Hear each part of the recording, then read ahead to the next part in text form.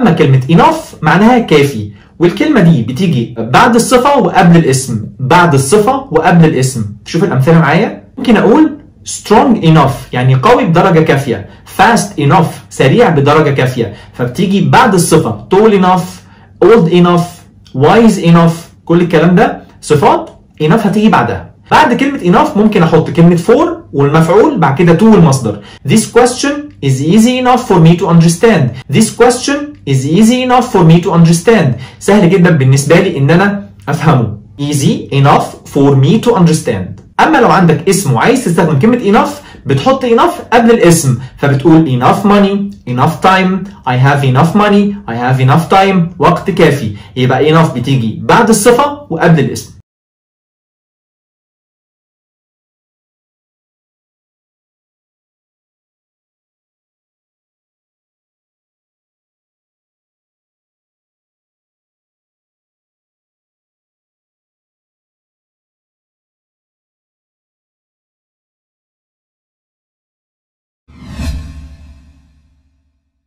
كلمة deal كمان ممكن تيجي في التعبير ده a great deal of، a great deal of. ممكن تقولها a good deal of، a good deal of، a great deal of أو a good deal of، ودي بيجي وراها اسم لا يعد بمعنى كمية كبيرة من، فممكن تقول a great deal of money، a great deal of time، a great deal of work. whose ضمير وصل للملكية. The man whose son won was happy. The man whose son won was happy. الراجل اللي ابنه كسب كان سعيد.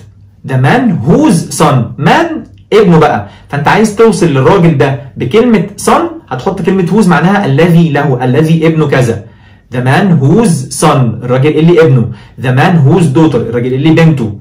The daughter whose father البنت اللي ابوها، وهكذا. The house whose owner died was given to a charity. The house whose owner died was given to a charity. البيت اللي صاحبه مات البيت ده تم إعطائه لجمعية خيرية. The house whose owner البيت اللي صاحبه، فلو أنت بتعبر عن الملكية بتستخدم كلمة whose. كلمة whose كمان ممكن تيجي كسؤال بمعنى لمن هذا، فبتقول مثلا whose pen is this، whose pen is this، أو تقول whose pens are these، whose pens are these. القلم ده بتاع مين؟ أو الأقلام دي بتاعت مين؟ whose pens are these أو whose pen is this. وخلي بالك إن أنت حطيت بعد whose الاسم اللي أنت بتسأل عنه، وبعد كده حطيت is أو are أو was أو were على حسب بقى أنت مفرد ولا جمع.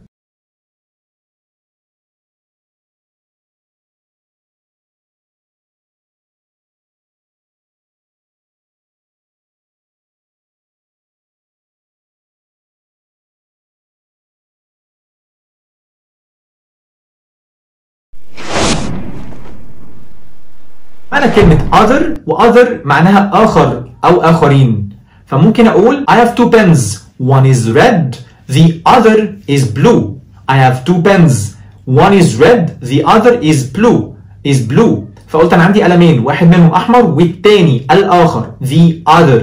فكلمة the other معناها الآخر، ممكن تيجي الآخرين يعني ممكن يجي وراها اسم مفرد أو اسم جمع. أما بقى لو جت كلمة other لوحدها فكده مش هحط وراها اسم مفرد، هيبقى يتحط وراها اسم جمع. يبقى لو قلت the other يعني ممكن اقول the other people او the other person. اما other لوحدها فانت هنا لازم تحط وراها اسم جمع other people او other students.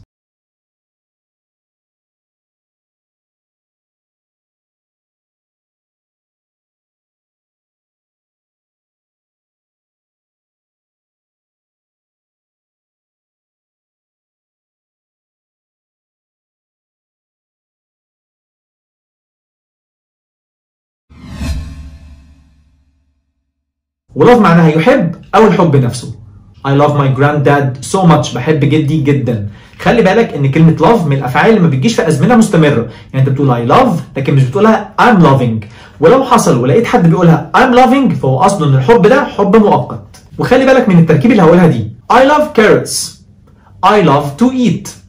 I love eating. I'd love to eat. I love carrots. I love to eat. I love eating. I would love to eat. كلمة love ممكن يجي وراها اسم أو يجي وراها فعل. لو جه وراها فعل هيكون في حالتين، الفعل ده يا إما وراه to والمصدر I love to eat أو يجي ing I love eating. لو لقيت إن الجملة بتقول I love to eat يبقى أنت هنا قصدك إن ده وقت معين، موقف معين، عايز تاكل دلوقتي مثلا. I love to eat now. I love to watch TV now. يبقى لو جه ورا love to الانفينيتيف يبقى ده تفضيل في وقت معين. أما لو لقيت وراها ing زي I love eating يبقى أنت بتتكلم عموما مش في موقف محدد. I love swimming بحب السباحة عموما، لكن أنت دلوقتي مش عايز تعوم يبقى لو قلت I love to swim عايز أعوم دلوقتي. I love swimming عايز أعوم عموما. أما لو لقيت قبل كلمة love كلمة would فلازم تحط بعدها to الانفينيتيف. I would love to eat. تمام؟ تاني يبقى ممكن أقول I love TV. I love to watch TV دلوقتي. I love watching TV عموما. I would love to watch TV. القاعدة دي بتنطبق على الأفعال ديت love و like و prefer و hate. love like prefer hate. لو ما كنتش جبت ورقه وقلم وتكتب فيها الامثله بفكرك تجيب ورقه وقلم وتكتب الامثله، ولو ما كنتش عملت سبسكرايب للقناه او لايك وشير للفيديو فيا ريت تعملهم دلوقتي.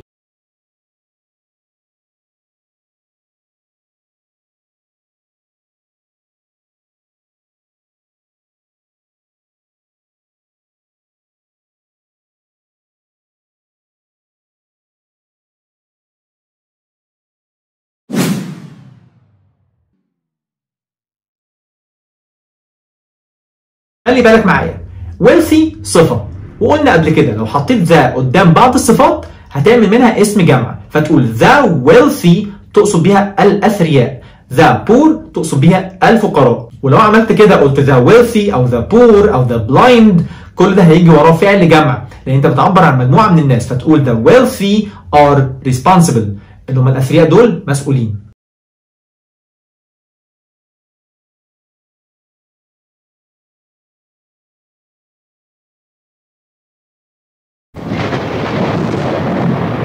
بنراجع المرة دي بقى على قاعدة if only أو I wish.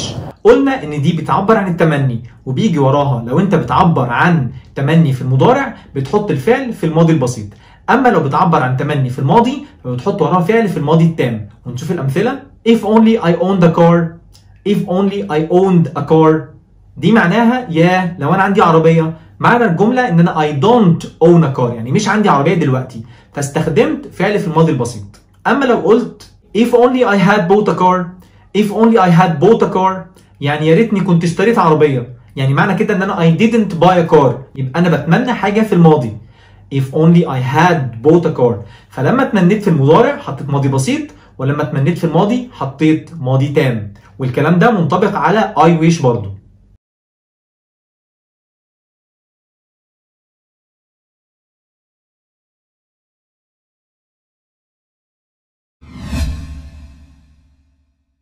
ومعنى كلمة among، وكلمة among معناها ما بين أكتر من اتنين، ما بين أكتر من اتنين. فالمثال بيقول he relaxed knowing he was among friends. he relaxed knowing he was among friends يعني هو استريح كده عشان عارف إن هو ما بين أصدقائه.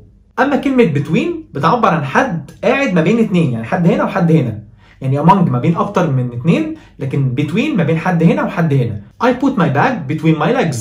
I put my bag between my legs يعني حطيت شنطتي ما بين رجلي. بس خلي بالك الحاجات المعنوية زي differences و relationships يعني زي الاختلافات العلاقات كل الكلام ده بنحط معاه كلمة between حتى لو بتتكلم عن أكتر من اتنين. There is a difference between the three books. There is a difference between the three books يعني في اختلاف ما بين الثلاث كتب، لأن الاختلاف مش موجود ما بينهم، هو الاختلاف مش مكانه هنا، هو الاختلاف ما بين الثلاثة.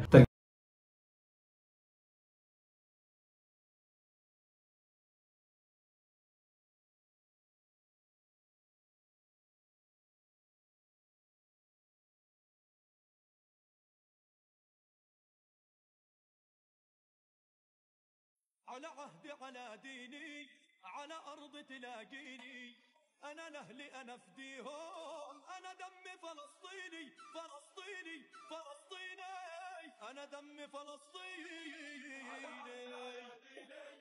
على أرض تلاقيني أنا لأهلي أنا فديهم والله أنا دمي فلسطيني فلسطيني فلسطيني أنا دمي فلسطيني وقفنا يا ديننا